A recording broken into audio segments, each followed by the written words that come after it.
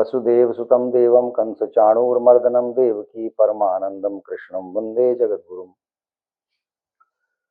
दिल्ली में लाल किले के सामने चांदनी चौक के पास एक मेट्रो स्टेशन है।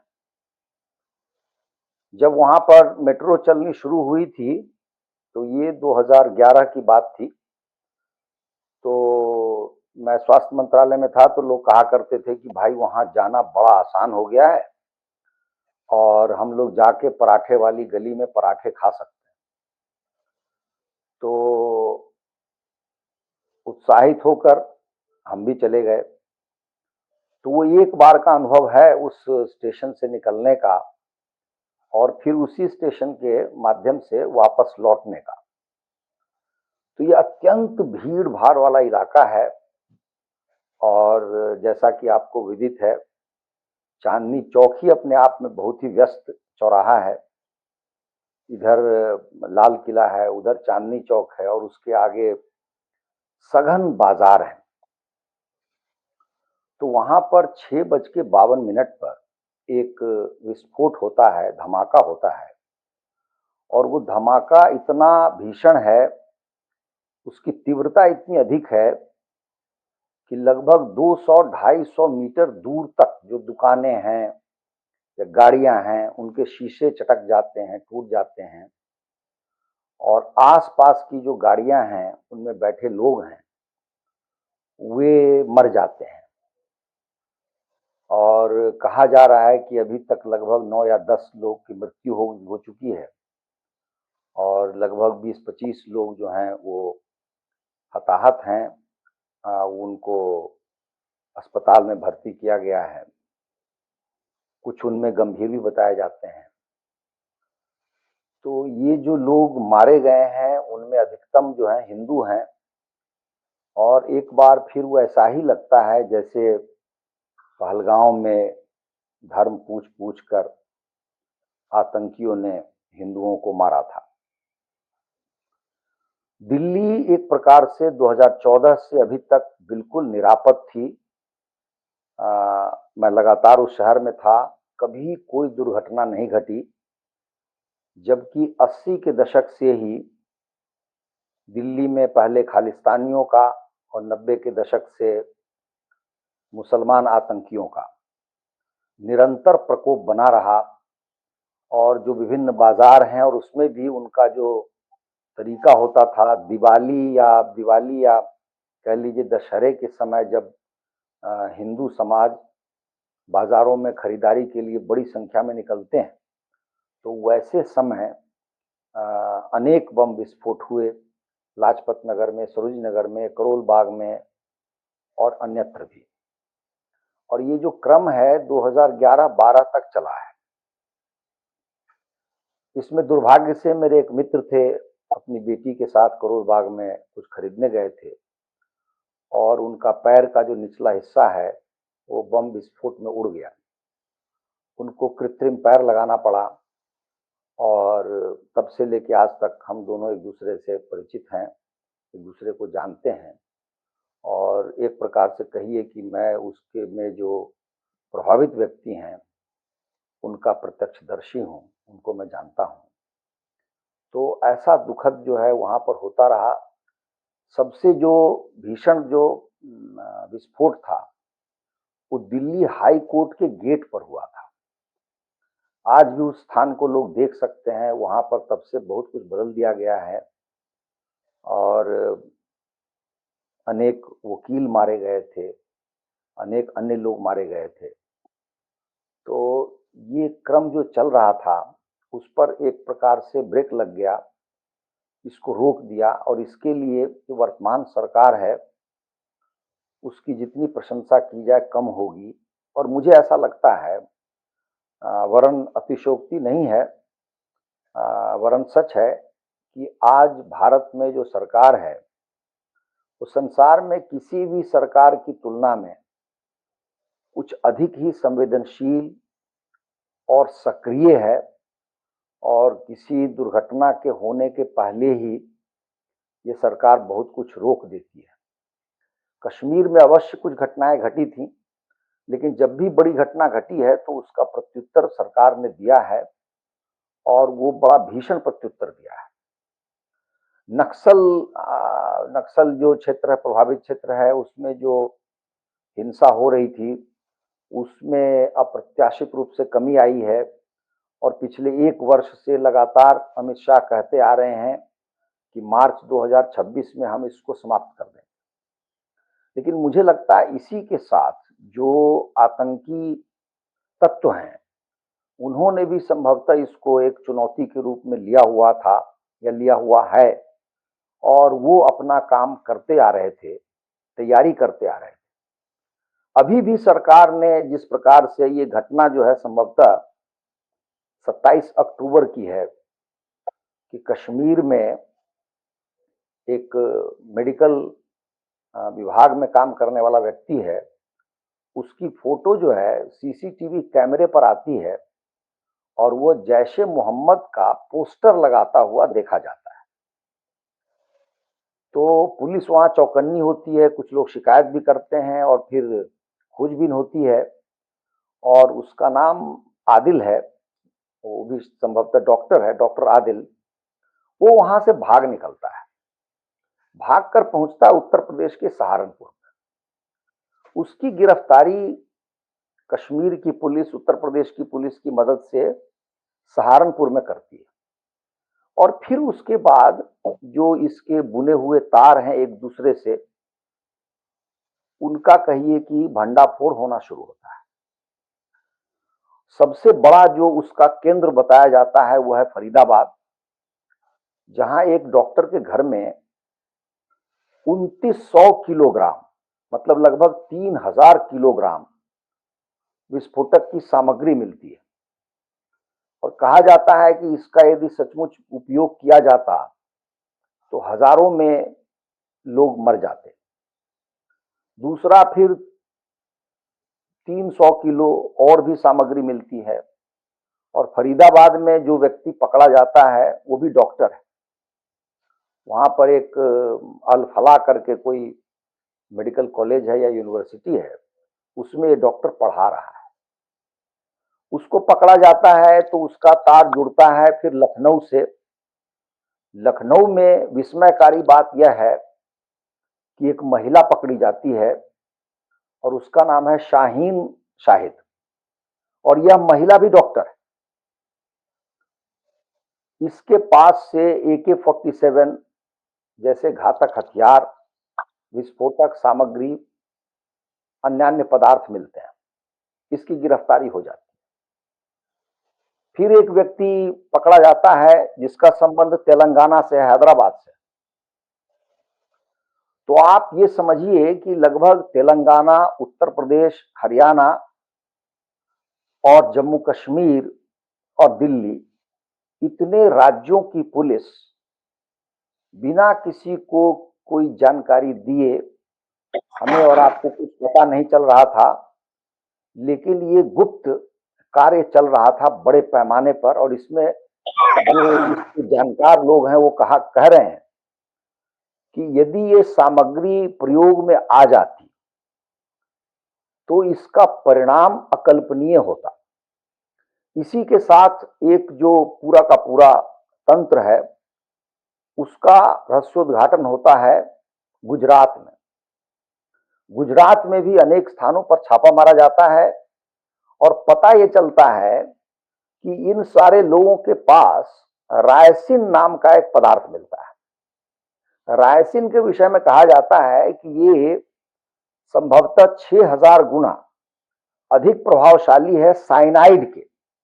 जिस साइनाइड को उंगली में लगाकर यदि जीभ पे रख लिया जाए तो व्यक्ति का प्राणांत हो सकता है, मृत्यु हो सकती है। उससे भी 6000 गुना अधिक शक्तिशाली चीज है ये रायसिन।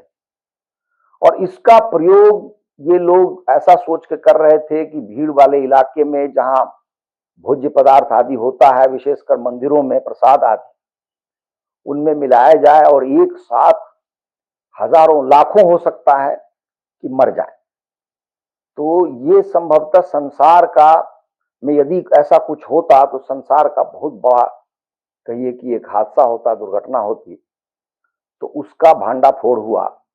तो इस प्रकार से आप देखें कि उत्तर भारत के अनेक राज्यों की पुलिस मिल करके इस सबको पकड़ रही है। सब जगह विस्फोटक मिल रहा है, सब जगह हथियार मिल रहे हैं, और संयोग ऐसा है कि सारी जगह डॉक्टर ही मिल रहे हैं। अभी तक 5 डॉक्टर मिल चुके हैं।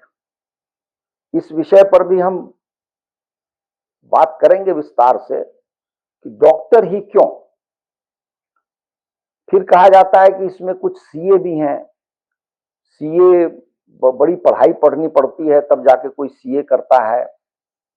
उसके अतिरिक्त कहा जाता है कुछ वकील भी हैं, अर्थात उच्च शिक्षा प्राप्त शिक्षित लोग हैं। और एक डॉक्टर के विषय में तो कहा जा रहा है कि वो अपनी यूनिवर्सिटी में कि लेबोरेटरी में वो प्रयोग करता जा रहा था कि इस विस्फोटक से पदार्थ से कितना भीषण विस्फोटक बनेगा, कितना प्रभावकारी होगा, जो पकड़ा गया। इसी बीच में कहा ऐसा जाता है कि 3 आतंकी एक गाड़ी में बैठकर दिल्ली में एक सुनहरी मस्जिद है उसके पास पार्किंग में बैठे हुए थे, और सीसीटीवी कैमरे में ये पता चला है उसके माध्यम से कि लगभग ये लोग 3 घंटे तक बैठे रहे विस्फोटक सामग्री गाड़ी में लिए हुए। 6:48 पर वहां से गाड़ी चलती है और 4 मिनट के बाद 6:52 पर ये उसी चांदनी चौक चौराहे के पास ये वाहन पहुंचता है और वहां पर विस्फोट हो जाता है। अनुमान यह लगाया जा रहा है कि ये इनकी मूल योजना नहीं थी, मूल योजना कुछ और थी। लेकिन चूंकि हर जगह धरपकड़ हो रही थी, लोग पकड़े जा रहे थे, विस्फोटक भी पकड़ा जा रहा था, आतंकी भी पकड़े जा रहे थे, तो इन्होंने संभवतः ऐसा सोचा होगा कि अब जो भी हमारे पास है इसका प्रयोग कर लिया जाए। और इसी क्रम में ये विस्फोट होता है और उसमें जो बैठे हुए आतंकी हैं वो भी मर जाते हैं। वहां पर स्वाभाविक है अफरा तफरी मचती है, लोगों के छत विछत शव पड़े होते हैं। गृह मंत्री पहुंचते हैं अस्पताल, फिर घटनास्थल पे पहुंचते हैं, प्रधानमंत्री सब कुछ की जानकारी लेते हैं। प्रधानमंत्री, गृह मंत्री और रक्षा मंत्री तीनों के वक्तव्य आते हैं। तीनों कहते हैं कि हम इसकी जड़ तक पहुंचेंगे और हम इसको सजा दिलाएंगे। रक्षा मंत्री के विषय में कहा जा रहा है कि जब वो तस्वीर में आ रहे हैं तो इसका मतलब ही है कि इसका संबंध दूसरे देशों से है। बड़ी बात यह है कि जो महिला पकड़ी गई है डॉक्टर शाहीन शाहिद, यह पाकिस्तान में जो जैश ए मोहम्मद संगठन है, आतंकी संगठन, उससे जुड़ी हुई है। हमारे दर्शकों को ज्ञात होगा कि जब ऑपरेशन सिंदूर हो रहा था तो उसमें मसूद अजहर जो बहुत बड़ा आतंकी है उसके घर पर आक्रमण हुआ था और उसमें उसका एक बहनोई मारा गया था। जो बहनोई है उसकी पत्नी अर्थात मसूद अजहर की जो बहन है उसका नाम है सादिया अजहर, और सादिया अजहर की मदद से मसूद अजहर ने महिलाओं के लिए आतंकी संगठन बनाया है। उसका नाम है जमातुल मोमिनात। मोमिना कहते हैं स्त्री मुसलमान को, और मोमिनात बहुवचन हो गया तो जमातुल मोमिनात। ये जो पाकिस्तान में जमातुल मोमिनात है इसकी प्रतिनिधि भारत में डॉक्टर शाहीन शाहिद थी और इसकी यह महिला शाखा की अध्यक्ष थी, और भारत में यह आतंकियों की, महिला आतंकियों की, जिहादनों की भर्ती कर रही थी। ये सारा काम ऑनलाइन हो रहा था। इसके अतिरिक्त कश्मीर में एक संगठन है अंसार गजवात उल हिंद, इसका भी कहा जाता है कि इसमें हाथ है। और ये जो अंसार गजवात उल हिंद है ये जो है मसूद अजहर को ही अपना मुख्य मार्गदर्शक मानता है। इस प्रकार हम देख सकते हैं कि पाकिस्तान में पाकिस्तानी जो गुप्तचर विभाग है आईएसआई और आईएस, इस्लामी स्टेट, जिसको दाएश भी कहते हैं, उसका, इन तीनों का संबंध भारत में चल रही गतिविधियों से है। इस प्रकार इसका संबंध अंतर्राष्ट्रीय है और इसमें पाकिस्तान का अच्छे से हाथ है। सरकार ने अभी बहुत कुछ विस्तार से बताया नहीं है, लेकिन रक्षा मंत्री, गृह मंत्री और प्रधानमंत्री के वक्तव्य ही बता रहे हैं कि ये आतंकी विस्फोट है, क्योंकि तीनों ने ये स्वीकार किया है और कहा है कि हम इसकी तह तक जाएंगे, हम इसके पीछे जाएंगे, क्योंकि यदि कोई ऐसी दुर्घटना होती, सिलेंडर फट गया होता, तो ये सब बातें ये लोग नहीं करते। अब आगे क्या होगा, क्या सरकार करेगी, ये तो सरकार के हाथ में है। हमारे सामने जो मुख्य विषय है वो यह है कि कोई भी सरकार संसार में फुल प्रूफ सिस्टम नहीं बना सकती, ऐसा तंत्र नहीं बना सकती कि हम ऐसी दुर्घटनाओं को लेकर के आश्वस्त हो जाएं कि कभी इसकी पुनरावृत्ति नहीं होगी। हमारे यहाँ कहावत है, राज बुद्धि पर चोर बुद्धि भारी। चोर बुद्धि भारी क्यों होती है? क्योंकि चोर का एकमात्र उद्देश्य होता है, एक ही काम होता है, चोरी करना, जबकि राजा के पास अनंत कार्य होते हैं। हम 10 बार चोर को पकड़ लेंगे, लेकिन 11वीं बार यदि चोर सफल हो जाता है तो बहुत कुछ चुरा सकता है। और वही यहां भी हुआ है। न जाने कितनी घटनाओं को टाला गया है, उसको रोका गया है सरकार के द्वारा, गुप्त विभाग के द्वारा, लेकिन एक घटना घट गई, वो भी दिल्ली में, जिसको अभी मैंने कहा कि निरापद थी दिल्ली, 11 वर्षों से कुछ नहीं हुआ था। और दिल्ली की नाक लाल किला, उसके मुख्य द्वार के पास, तो यह एक प्रकार का संदेश। और पाकिस्तान में जो आतंकी है, उसका बच्चा बच्चा यह नारा लगाता है कि हम लाल किले पे जाएंगे, लाल किले को जीत लेंगे, हर बात में लाल किला आता है। तो एक प्रकार से क्या हम इसको ऐसा संदेश नहीं माने? हम मान सकते हैं। तो सरकार अपना कार्य करेगी। मेरे सामने जो प्रश्न है वो यह है कि हम लोग क्या कर सकते हैं, और मुझे ऐसा लगता है कि जो काम हम लोग कर सकते हैं वो सरकार नहीं कर सकती।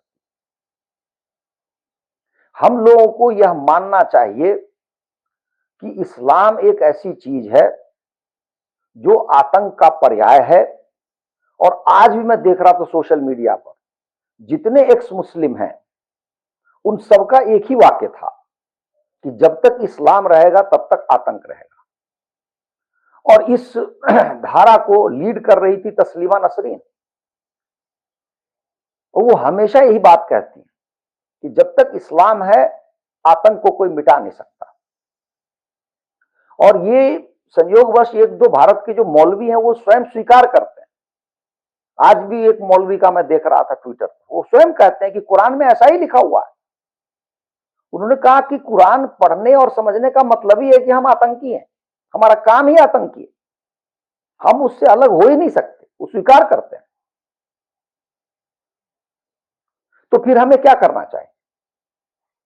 हमें इसको जड़ से मिटाना होगा।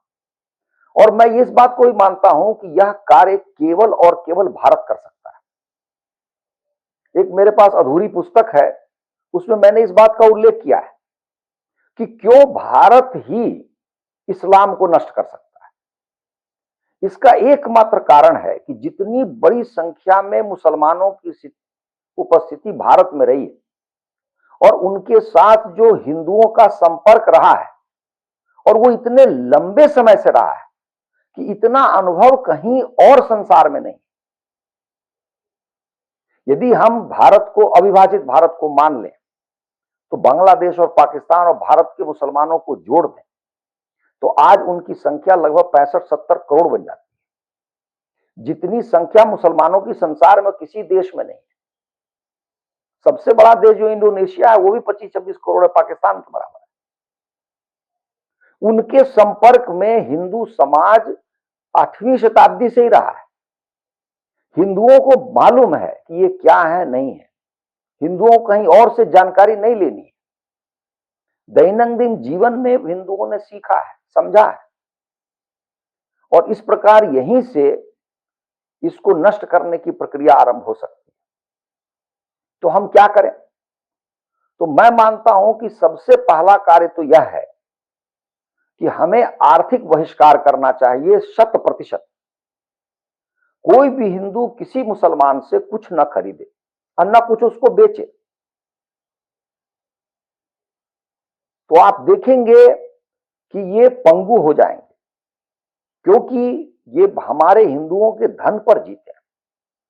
दूसरी विडंबना देखिए कि हमारे मंदिरों के पैसे से ये जीते।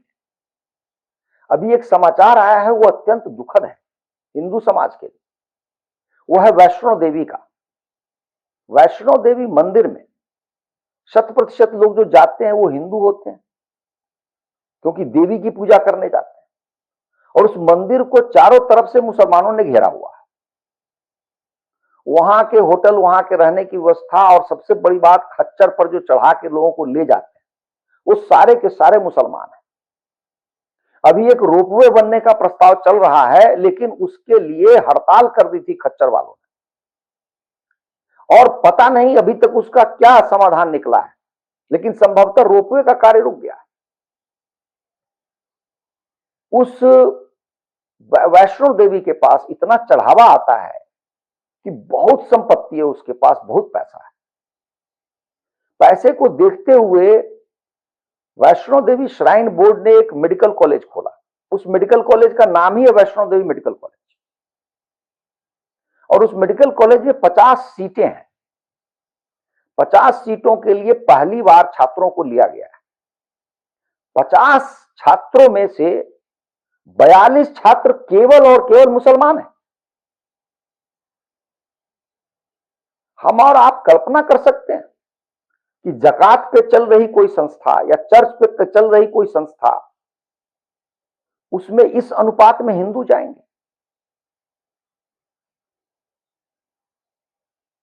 तो हम तो उसको पैसा दे रहे हैं अपनी हत्या कराने के लिए, स्वयं को मारने के लिए। और ये सारे डॉक्टर या आतंकी क्यों हैं? इसका एक कारण तो यह है कि प्रथम दृष्टया लोगों का संदेह उधर न जाए, आप शंकालु न बने उसके प्रति, क्योंकि ये एक ऐसा पेशा है, ऐसा प्रोफेशन है कि माना जाता है कि मानवता के लिए है, मानव के हित के लिए। लेकिन मुसलमान डॉक्टरों का इतिहास है। श्रीलंका में एक डॉक्टर का पता चला है, मुसलमान डॉक्टर का, जो सिंघली वहां की महिलाएं हैं, जो जो हिंदू हो या बौद्ध हो, उन महिलाओं की सर्जरी करता था ये। और सर्जरी करने के क्रम में ये उन महिलाओं को भविष्य में बच्चा न हो, ऐसी सर्जरी करता था, और सैकड़ों महिलाओं के साथ ऐसा कर चुका था। बाद में वो पकड़ा गया। दूसरा काम यह है कि हमें रात दिन एक्स मुस्लिम का हौसला बढ़ाना चाहिए, उत्साहवर्धन करना चाहिए। एक्स मुस्लिम ऐसी चीज है, जो जो बातें वो हमें बता रहे हैं, हमें स्वयं नहीं मालूम थी वो बात। और आज भी एक्स मुस्लिम खुल के ट्विटर पे कह रहे हैं कि हम ही हैं जो इस्लाम को समाप्त कर सकते हैं, लेकिन हमें कोई सुनता नहीं है। उनकी सुरक्षा, वो अपनी सुरक्षा के लिए चिंतित रहते हैं, इसीलिए अनेक एक्स मुस्लिम मुंह को ढक के रखते हैं। क्या हिंदू समाज जहां कहीं भी हो उन जैसों को सुरक्षा नहीं दे सकता? उनका प्रचार हम कर सकते हैं, आर्थिक रूप से उनकी मदद कर सकते हैं। तो आज जो संख्या लगभग 1.25 करोड़ बताई जा रही है भारत में एक्स मुस्लिम की, ये तुरंत 2.5 करोड़ में परिणत हो जाएगी। हो सकता है कल को 5 करोड़ हो जाए। तीसरी जो बात है कि लगभग 10 से 20 लाख आवेदन अन्य कोर्टों में भारत में पड़े हुए हैं, मुस्लिम लड़कियों के आवेदन है। वो स्पेशल मैरिज एक्ट में हिंदू लड़कों से शादी करना चाह रही है। हमें बिल्कुल इसके लिए उत्साहित करना चाहिए। न रहे बांस न बाजे बांसुरी। जब लड़कियां ही नहीं रहेंगी तो वो बच्चे कहां से पैदा करेंगे, कहां से जिहादी होंगे? और यह काम बहुत कठिन नहीं है। और हमें तो सामाजिक रूप से भले ही वो अवैध हो, लेकिन यदि कोई हिंदू युवक चाहता हो दूसरी शादी भी कर ले, तो सामाजिक रूप से हमें उसको स्वीकार करना चाहिए। कल चलो कर लो, क्योंकि हमारे लिए युद्ध की स्थिति है। हमें सोचना चाहिए कि 10 निर्दोष हिंदू क्यों मरेंगे चांदनी चौक पर, क्यों मरेंगे पहलगाम में, और सरकार क्या कर लेगी? सरकार ने तो अभी अभी ऑपरेशन सिंदूर किया है, हजारों करोड़ रुपए खर्च किए हैं। 11 एयरबेस तबाह कर दिए। कहते हैं उसकी न्यूक्लियर बॉम्ब की का जो पावर है उसको तोड़ दिया, आतंकियों के ठिकाने तबाह कर दिए। उसके बाद यह देखा जा रहा है। तो ये कब तक चलेगा सांप और नेवले का खेल? इसलिए हमें व्यक्तिगत रूप से हिंदू समाज को जगना होगा। अच्छी बात यह है कि आज का हिंदू समाज 2014 के हिंदू समाज से बहुत भिन्न है। वो बहुत कुछ जानता है, अपनी बातें मुखर होकर रखता है। कहा तो यह भी जा रहा है कि ये जो आतंकी थे इनके निशाने पे बागेश्वर धाम थे, बागेश्वर बाबा थे, धीरेन्द्र शास्त्री जी थे, और ये समाचार खूब प्रमुखता से आया है। अब देवता जाने, यदि वो उनके निशाने पर होते, यदि मारे जाते, उनके साथ हमेशा सैकड़ों हजारों शिष्य होते हैं, तो हम कल्पना कर सकते कितनी क्षति होती। इसलिए मैं मानता हूं कि हमें सरकार पर अतिरिक्त कुछ करने से अच्छा है कि हम स्वयं जागृत हो जाएं और सरकार पर निरंतर मांग करते रहें कि सबसे बड़ी बात छोटी छोटी चीजें हैं जिनसे बहुत कुछ बदल सकता है। एक शब्द है माइनॉरिटी, अल्पसंख्यक। अल्पसंख्यक शब्द का अपमान है 20 करोड़ मुसलमान। किसी भी परिभाषा में यह फिट नहीं होता है। उससे किसी की कोई बहुत हानि भी नहीं होनी है। आप इसको कानून बना दीजिए, आप परिभाषित कर दीजिए, सुप्रीम कोर्ट मना नहीं करेगा। मुझे बताया गया, मुझे जानकारी है कि वैष्णो देवी जो मेडिकल कॉलेज है उसमें इसलिए 42 मुसलमान आ गए हैं 50 में से, क्योंकि कश्मीर में मुसलमान अल्पसंख्यक है और हिंदू वहां बहुसंख्यक है। कैसी विडंबना है। तो इन चीजों को हम खत्म कर सकते। क्यों हम देवबंद को चलने दें? क्यों हम बरेलवी को चलने दें? क्या देते हैं हमें ये? सारे आतंकियों के सिखाने वाले जो जो लोग हैं वो यहीं बैठे हुए हैं। तो मैं मानता हूं हिंदू समाज के कंधों पर यह दायित्व है कि इसको युद्ध समझे और उस प्रकार से अपना आचरण करे। जो जहां है वहां से वो लड़ सकता है, जूझ सकता है। आर्थिक बहिष्कार कीजिए आप, एक्स मुस्लिम को प्रोत्साहित कीजिए आप, और जो धन वाले हिंदू हैं वो धन दें। यदि पैसे से कोई मुसलमान हिंदू बनता है तो आप खरीद लें, नीलाम कर दें उनको, कोई बात नहीं। तो हमें लगता है कि धीरे धीरे इस्लाम का अंत हो। इस्लाम का अंत तो वैसे भी होना है, लेकिन पता नहीं उसमें समय कितना लगेगा, क्योंकि ये अप्राकृतिक है, अनुकूल नहीं है प्रकृति के, कॉम्पैटिबल नहीं है किसी समाज के साथ, इसलिए रह नहीं सकता है। ये तो जाएगा ही, लेकिन पता नहीं इसमें कितनी जानें चली जाएंगी, कितने हिंदू मारे जाएंगे, कितने अन्य लोग मारे जाएंगे। तो मैं इसी बिंदु पर अपनी वाणी को विराम देता हूं।